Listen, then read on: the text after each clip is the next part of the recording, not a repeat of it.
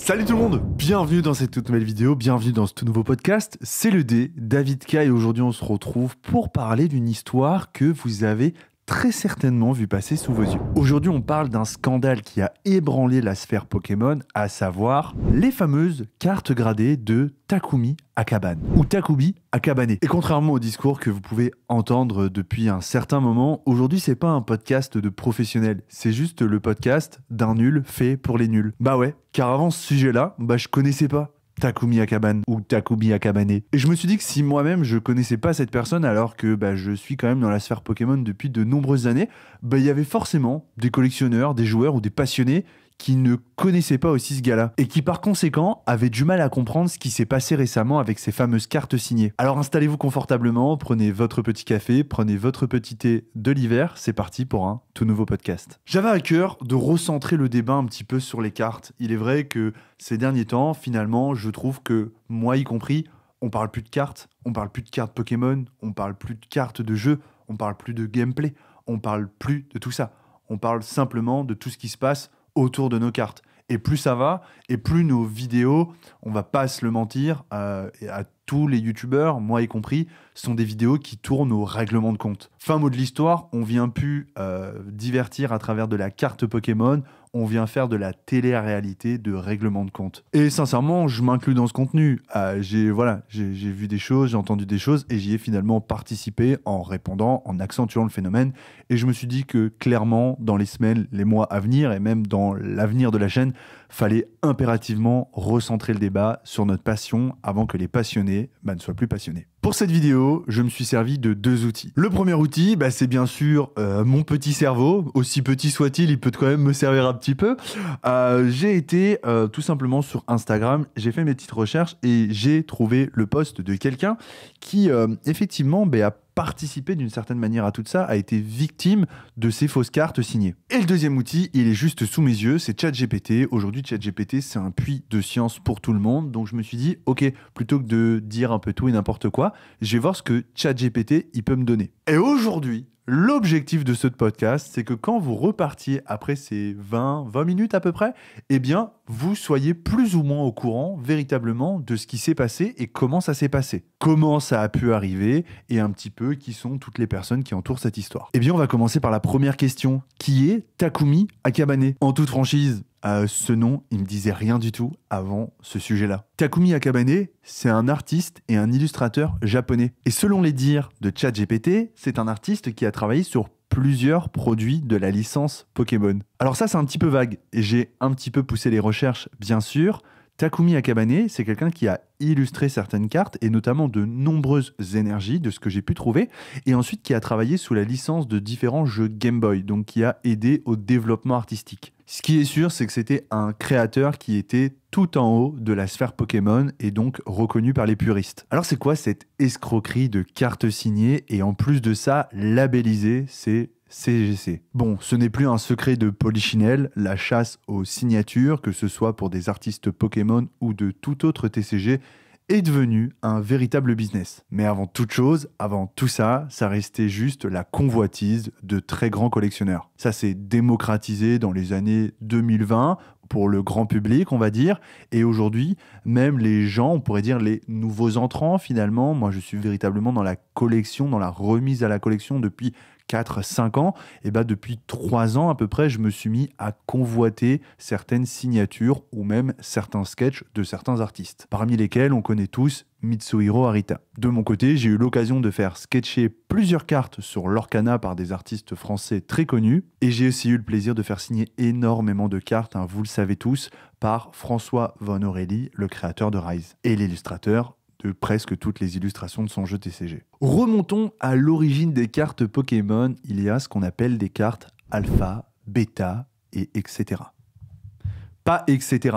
Des cartes autres, mais qui sont en fait des prototypes, les premières cartes imprimées qui n'en étaient pas véritablement. Ces cartes, elles n'avaient pas pour vocation d'être commercialisées, mais de faire des tests. Je vous mets bien sûr quelques photos à l'écran de ces prétendues cartes. Il faut savoir que ces cartes, elles existent vraiment. C'est pas des cartes qu'on pourrait se dire, ok, c'est des fausses cartes. Non, ces cartes, elles ont vraiment existé et elles existent toujours encore vraiment. Faut bien comprendre que trouver ces cartes, c'est quelque chose d'exceptionnel. Pourquoi ? Parce qu'en fait, toutes celles existantes sont plus ou moins recensées. Nous savons où sont ces cartes et chez qui sont ces cartes. Alors autant vous dire que quand des nouvelles cartes alpha, bêta de playtest font leur apparition sur le marché, c'est tout un événement. Et c'est en 2024 qu'une nouvelle apparition de cartes qu'on n'avait pas encore recensée fait son apparition. Elles sont gradées, c'est CGC, et en plus de ça, pour la plupart, elles sont signées par Takumi Akabane. Takumi Akabane, il a déjà signé certaines de ces cartes.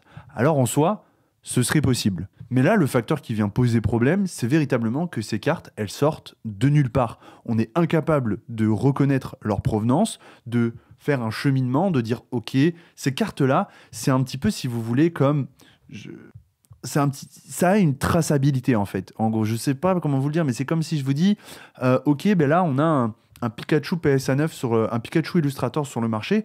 On sait à qui ce Pikachu il a appartenu. On est capable de retracer son parcours. Et là, sur ces fameuses cartes, qui sont des cartes tout aussi convoitées que le Pikachu Illustrator en quelque sorte, eh bien on est incapable de retracer leur provenance. Maintenant, pour que vous puissiez bien comprendre le phénomène, ces cartes-là, elles sont quand même gradées chez CGC. Donc en théorie, vous n'avez pas de problème de certification. Donc finalement, retracer leur parcours ne devient plus un problème. Ces cartes-là sont déjà authentifiées. Et va se passer un phénomène que peu de monde pourrait comprendre, mais qu'il faut appréhender dans le TCG. Pour ce genre de carte, ce n'est pas le budget qui va poser problème, mais c'est bel et bien de trouver l'item. Vous avez des collectionneurs prêts à dépenser des sommes astronomiques. Ce sont des sommes pour des lots de cartes comme celle-ci. Alors pas pour une carte, mais pour plusieurs, qui vont atteindre les 6 chiffres. Aisément les 6 chiffres. Donc finalement, le problème, ce n'est pas le budget pour la vente, mais c'est bien de trouver ces items. Et quand vous mettez la main dessus, en tant que collectionneur, que vous avez le budget, eh bien vous n'allez pas finalement peut-être vous poser suffisamment de questions parce que les cartes sont déjà authentifiées et signées par une boîte de gradation tout de même extrêmement reconnue mondialement. Seulement, c'est mal connaître la communauté. Ces cartes-là, elles se sont donc retrouvées entre les mains de collectionneurs passionnés. Mais la communauté et différents experts ont commencé à émettre des incohérences sur la signature. C'est ça qui a mis la puce à l'oreille. Les autographes n'étaient peut-être pas aussi authentiques qu'ils auraient dû l'être. Alors là, vous allez me dire, pourquoi ils n'ont pas essayé de contacter Takumi Akabane? Eh bien, c'est tout simplement ce qui s'est passé. Et la personne a répondu elle-même, je ne reconnais pas avoir signé ces cartes. Rendez-vous compte, ces cartes, elles ont presque 30 ans. Ce serait une folie de les retrouver en CGC, pristine pour certaines, donc gradé 10, et en plus de ça, signé avec un sketch et un autographe. Et donc, tout simplement, CGC a fini par reconnaître l'erreur d'authentification de ces cartes-là. Il ne faut pas croire. C'est un coup dur pour CGC, mais c'est un coup dur globalement pour le monde du TCG. Ça remet encore une fois en cause la crédibilité et la légitimité de nombreuses boîtes de gradation. Si une boîte comme CGC est capable de faire des erreurs, alors finalement, toutes les boîtes de gradation sont capables de le faire. Donc les cartes, bien qu'elles se trouvent peut-être encore dans leur label, il faut savoir que l'authentification a été révoquée par la boîte de gradation. À ma connaissance, il faut savoir que les acheteurs qui se sont fait avoir, pour le coup, n'ont pas récupéré leur argent. En fait, ces cartes-là, parce que c'est probablement la question que vous vous posez, ces cartes-là, elles ont été imprimées en 2024. Vous ne rêvez pas. Ces cartes-là ont bien été imprimées en 2024 et ce sont des cartes donc totalement falsifiées. Ce sont, on pourrait dire quelque part, des fan cards, très clairement. Ce sont donc, bien sûr, ça avait pour but de nuire. Et peut-être qu'il y a un petit malin qui s'est dit, tiens, on va pousser l'expérience à son paroxysme. On va créer de fausses cartes, on va les faire labelliser, on va réimiter la signature.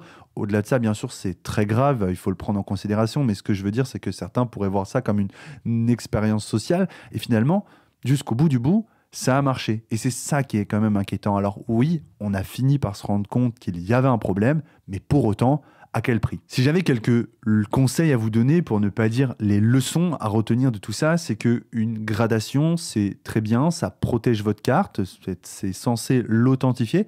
Pour autant, intéressez-vous toujours à la carte en elle-même, regardez bien la note, est-ce que la note est légitime? Vous êtes en capacité de prendre le temps de regarder la carte.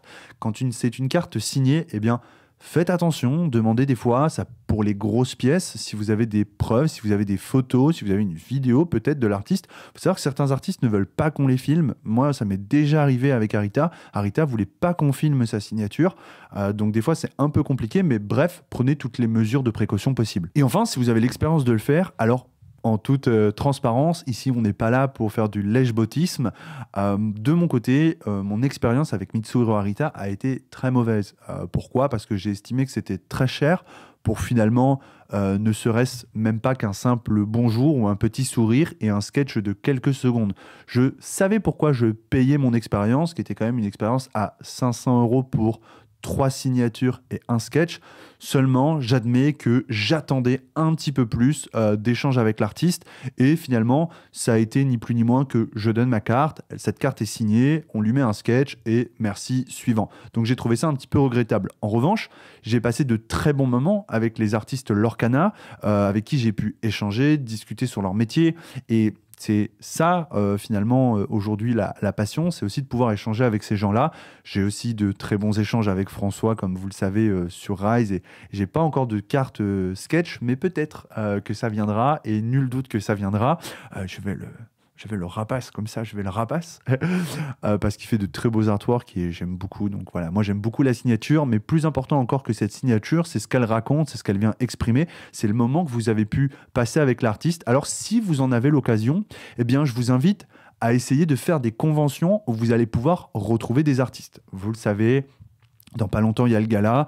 J'espère qu'il y aura encore plus d'artistes que l'année prochaine. Et si je peux vous inviter à une expérience, eh bien, c'est celle-ci. C'est de partager un moment avec un artiste. Parce que même moi, qui ne suis pas le fan le plus hardcore de Lorcana, eh bien, j'ai un classeur rempli de cartes sketch. J'ai complètement pété mon plomb quand j'étais avec eux, à acheter des trucs, des machins, des ceci, des cela. Et pour ceux qui souhaiteraient voir un sketch assez atypique, eh bien, en voilà un, les amis. Comme vous pouvez le voir, eh bien, il y a 3 artistes qui ont dessiné sur cette boîte Prélude.